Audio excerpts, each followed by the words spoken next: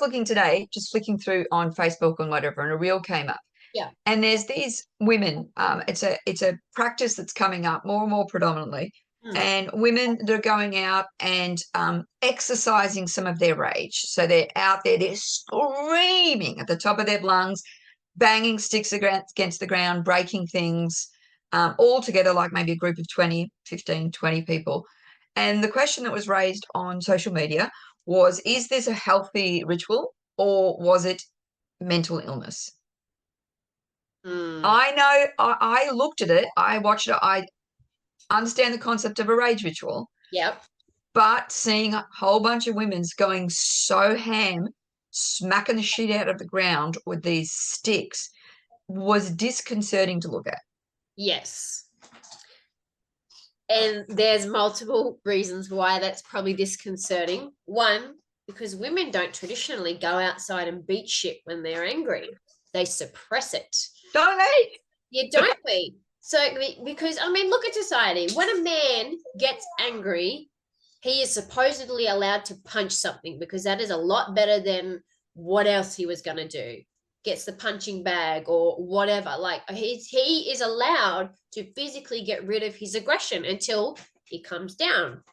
When a woman does it, we're chucking a fit. We're having a tantrum. It's, you know, it's hysterical. It blows out of proportion. So there is that.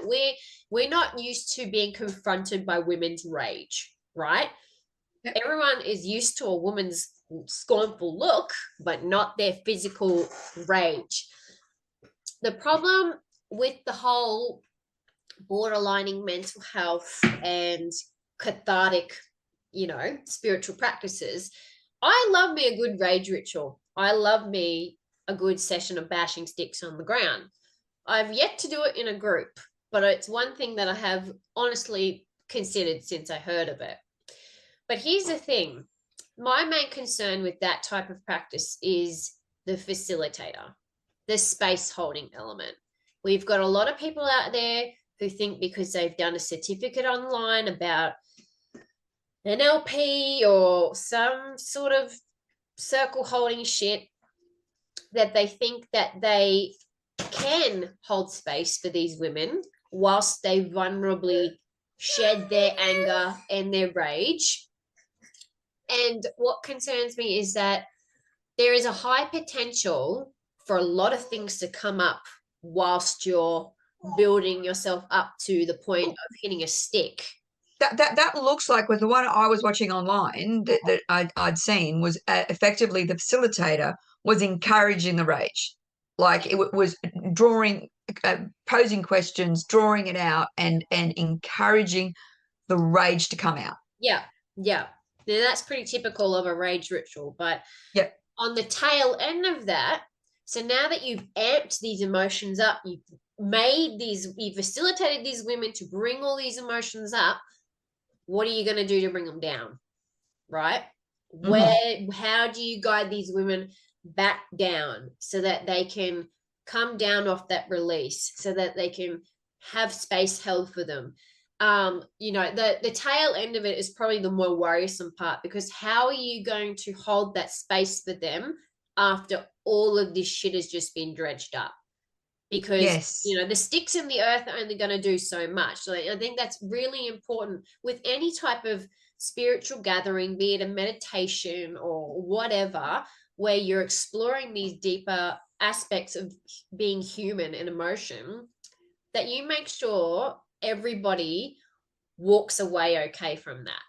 Because there is nothing worse than when people go to these things, they're expecting to feel better at the end of it, and they just feel like shit, and they don't feel like space has been held for them, or they feel like that what their experience was not the correct experience because they've been told by a facilitator that this is what's supposed to happen. Yeah. So we're saying we think it can be a healthy practice if it's facilitated in a safe and caring way. Yes. So that the people, the rage can be released and explored. Yeah. And then we find a way to bring them back into a grounded state of being. Bring them back down, bring them back in their bodies, and aftercare afterwards, nourishment. What are you going to do? Are you going to have a feed and ground yourselves again? Are you going to share and chat about what came up with your experience, just so that you weren't alone in that? You might have been beating sticks together, but you can feel very isolated in situations like that within your experiences. So it's always good to check in with each other and hold space for each other as much as you can.